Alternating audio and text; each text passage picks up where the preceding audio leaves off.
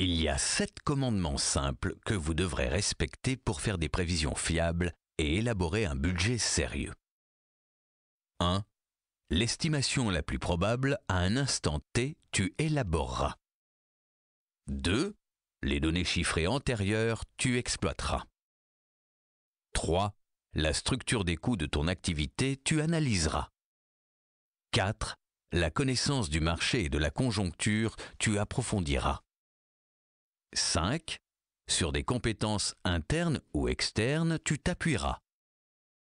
6. Sur l'essentiel, tu te concentreras. 7. Jamais tes postes de charge, tu ne gonfleras. Nous allons maintenant analyser ensemble chacun de ces principes ainsi que les pièges à éviter. L'estimation la plus probable à un instant T, tu élaboreras. Quand mon supérieur hiérarchique me demande quel est mon budget des ventes pour l'année prochaine, souvent je n'en sais rien. Le contexte économique change tellement rapidement et tellement de paramètres sont à prendre en compte. Effectivement, certains responsables se disent incapables de prévoir leurs produits et leurs charges. Un budget est généralement inexact. Ah, c'est cela qu'on appelle faire glisser un budget ?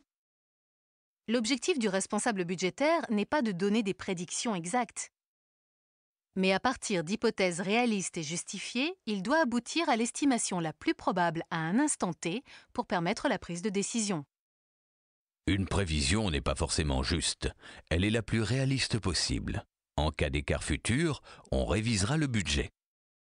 L'important avec un chiffre n'est pas son montant, mais l'impact qu'il aura sur vos décisions de gestion. Les données chiffrées antérieures, tu exploiteras.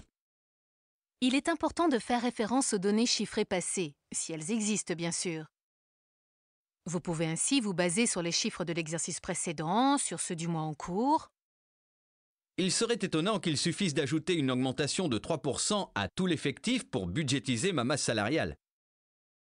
Bien entendu, l'utilisation des données chiffrées de l'exercice N-1 ne doit pas conduire à une extrapolation simpliste. J'ai entendu que certaines sociétés préconisent le BBZ, budget base zéro, afin de pousser chaque responsable budgétaire à réfléchir à la structure de chaque centre de coût suivant les besoins pressentis et non par rapport à un quelconque référentiel. Toutefois, l'utilisation des données chiffrées de l'exercice précédent constitue une référence, première base usuelle aux prévisions. Reprenons l'exemple de la masse salariale. Il est nécessaire de faire le point sur les évolutions de l'effectif, les augmentations des salaires et de mettre à jour les taux de charges sociales.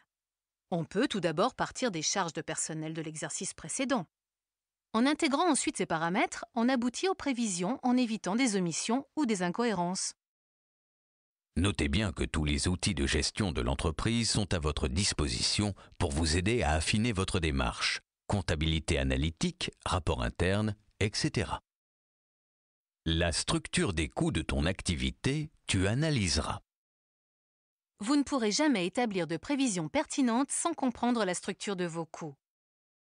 Vous devez donc décomposer vos charges en distinguant les charges fixes et les charges variables. C'est ce que nous avons vu en première partie. Tout à fait. Vous devez aboutir à un schéma de résultats moins comptable, mais au contraire plus orienté gestion et plus simple à utiliser. Mais cela nécessite un travail préalable pour distinguer les charges fixes des charges variables. Ta connaissance du marché et de la conjoncture, tu approfondiras. Parmi les nombreux paramètres à prendre en compte, on ne peut éviter d'analyser l'environnement économique de l'activité. Un responsable budgétaire doit approfondir sa connaissance du marché et de la conjoncture, comme par exemple une plus forte volatilité des cours de matières premières, des pénuries d'approvisionnement à prévoir, un nouvel entrant sur le même canal de distribution, la baisse des indices de consommation des ménages, etc. Ces contraintes ou opportunités font partie des paramètres qui influent sur le chiffrage des prévisions. Le service des achats, le service Sales and Marketing, peuvent être de bonnes sources, car suivre en détail et analyser ces données est au cœur de leur métier. Sur des compétences internes ou externes, tu t'appuieras. Comme nous venons de le voir, il est indispensable de vous appuyer sur d'autres compétences. Et ceci pour 2 raisons. Nous ne pouvons pas être des experts dans tous les domaines. Pour faire face à la complexité ou à la technicité de certains paramètres, il ne faut jamais hésiter à s'adresser directement aux personnes les plus compétentes. Donc, pour prévoir mon taux de rebut, je m'adresse directement au responsable qualité. Le fait de s'appuyer sur la compétence des collaborateurs présente un deuxième avantage. Cette démarche implique et responsabilise l'ensemble des acteurs.